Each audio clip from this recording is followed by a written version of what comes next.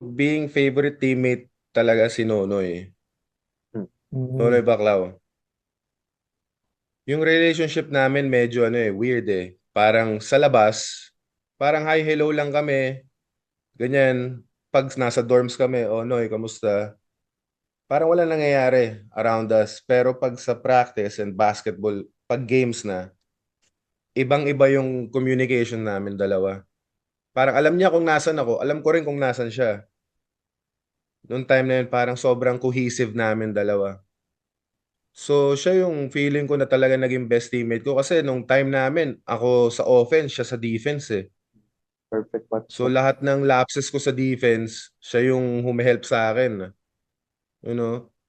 And talking about favorite moment, yung block niya kay Rico nung game 1. Mm.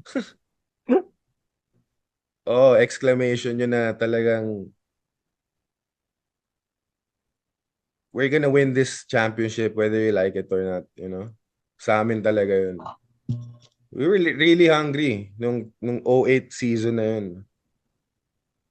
From starters to bench. Yun yung feeling ko rin na lineup. No offense, syempre do sa nag 16-0, sobrang lakas ng lineup na yun.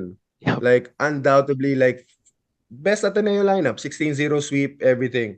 Pero nung time ko rin yung 08 na yun, from first guy to the 15th guy, pwedeng starter yun sa ibang team eh. Sobrang lakas talaga Mm. din namin.